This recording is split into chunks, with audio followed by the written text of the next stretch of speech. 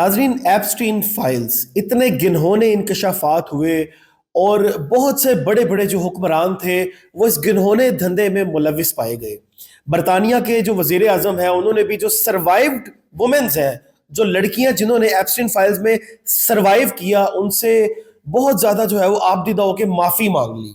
उसके बाद एक वीडियो मंजर आम पे आई जहां पे डोनाल्ड ट्रंप जो है वो वहां पे तकरीबन आधे से ज्यादा नंगे बैठे हुए और सामने उनकी लड़कियां डांस कर रही हैं।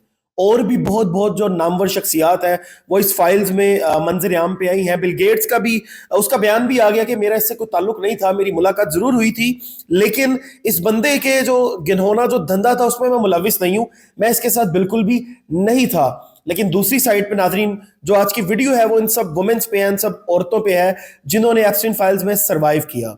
मतलब कि छोटी छोटी एजेस में इनको एक जजीरे पे लेके जाया गया था और वहां पे इनको नाचने के लिए और अपनी हवस का निशाना बनाने के लिए वहां पे इनको कैद कर दिया गया था, जंजीरों में जकड़ के। मतलब जैसे एक इंसान किसी जानवर के साथ बिहेव करता है, ये सब वहां पे ज़हनी मरीज लोग जाते थे जिनके पास पैसा बेतहाशा था, जिनके पास अरबों खरबों रुपया था, जिसके पैसों का कोई हिसाब नहीं था। वो लोग वहां पे जाते थे सिर्फ एंटरटेनमेंट के लिए। मतलब कि वो कहते थे कि हमें एंटरटेन किया जाए, और वो भी इस तरीके से कि कुछ ऐसा किया जाए जो ना कभी सुनने में आया ना कभी देखने में आया। मतलब कि छोटे छोटे वहां पे बच्चों का गोश्त काट कर खाया जाता था, उनका खून बहाया जाता था। उसके बाद वहां पे छोटी छोटी जो लड़कियां थी, एक ऐड लगाया जाता था कि अगर आप मॉडल बनना चाहती हैं, एक्ट्रेस बनना चाहती हैं, तो हमसे राब्ता करें। जब राब्ता किया जाता था तो बाकी मुल्कों से उनको वहां पे बुलाकर उस जजीरे पे जाके उनको कैदी बना लिया जाता था।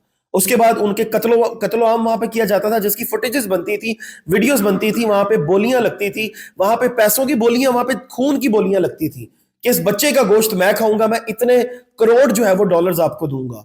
इस किस्म का घिनौना, जो वहां पे सारे नफसियाती मरीज थे, जबकि इस टाइम वो बड़े बड़े हुक्मरान हैं, बड़े बड़े बिजनेस टाइकॉन्स हैं जो वहां पे जाके उल्लू के पट्टे बन के इंसानी जानों के साथ खिलवाड़ किया करते थे।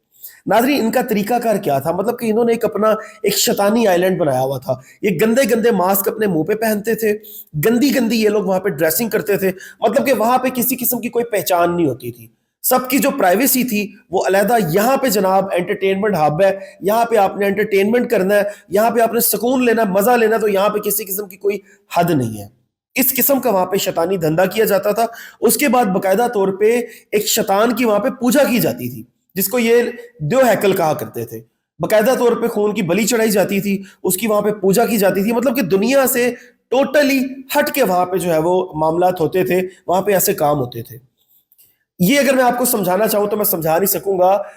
नफ्सियाती तौर पे अगर कोई यहाँ पे साइकेट्रिस्ट हो, वो आपको शायद बेहतरीन तरीके से बता सके कि ये लोग इतने ज़हनी मरीज बन चुके थे कि इनको पता था कि पैसा हमारे पास अंधा है, पैसा हमारे पास बहुत ज्यादा है। वहां पे बकायदा तौर पे पैसे पैसे फेंका करते थे, पैसों का फर्श बनाते थे, उसके ऊपर चलते थे।